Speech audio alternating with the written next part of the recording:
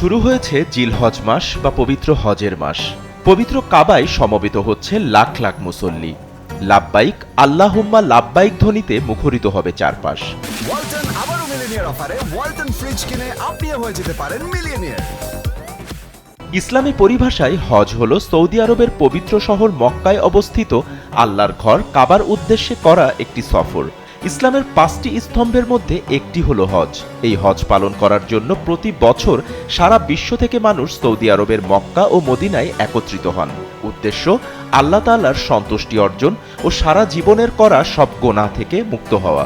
মহিমান্বিত এই হজ কি শুধু এই উম্মতের উপরেই ফরজ করা হয়েছে, নাকি এর আগেও ছিল? একজন মুসলিম হিসেবে আপনার মনে এই প্রশ্ন আসতেই পারে, কবে থেকে শুরু হয়েছে হজ? কোন নবী বা প্রথম হজ পালন করেছিলেন? ইসলাম পূর্ব যুগের যেসব বিধান শরীয়তেও অনুমোদন লাভ করেছে, হজ এর মধ্যে অন্যতম।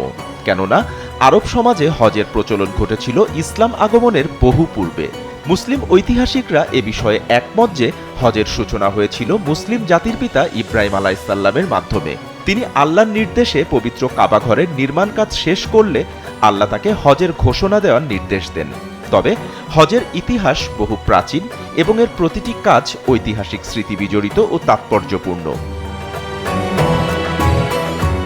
হযরত আদম আলাইহিসসালাম ও হাওয়া আলাইহিসসালাম জান্নাত থেকে পৃথিবীতে আসার পর আরাফাতের ময়দানে পরস্পর মিলিত হয়েছিলেন। সেই স্মৃতি ধারণ করে 9 জিলহজ দুপুরের পর থেকে 10 জিলহজ ফজরের পূর্ব পর্যন্ত যে কোনো সময় কিছুক্ষণের জন্য হলেও আরাফাতের ময়দানে অবস্থান করা হজের রুকন।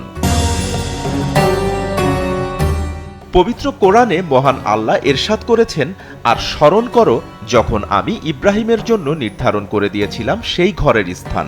তখন বলেছিলাম, আমার সঙ্গে কোনো শরিক স্থির করো না এবং আমার ঘরকে পবিত্র রাখো তাদের জন্য যারা তাওয়াফ করে এবং যারা নামাজে দাঁড়ায়, রুকু ও সেজদা করে, এবং মানুষের কাছে হজের ঘোষণা করে দাও। তারা তোমার কাছে আসবে পদব্রজে ও সব ধরনের ক্ষীণকায় উটের পিঠে তারা আসবে দূর দূরান্তের পথ অতিক্রম করে।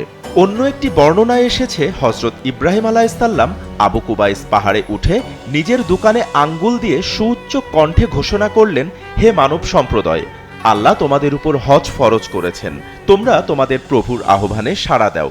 তখন পুরুষের ঔরসে ও নারীর গর্ভে যারা ছিল সবাই লাব্বাইক বলে সাড়া দিল। সেই ডাকে সাড়া দিয়ে এখনও প্রতি বছর গড়ে 15 থেকে 20 লাখ মানুষ পবিত্র হজ পালন করেন। আর কিয়ামতের আগ পর্যন্ত যতদিন পৃথিবীর বুকে মুসলিমরা থাকবে ততদিন এভাবেই পালিত হতে থাকবে পবিত্র হজ। বাপ্পি খান, এসএ টিভি ডিজিটাল।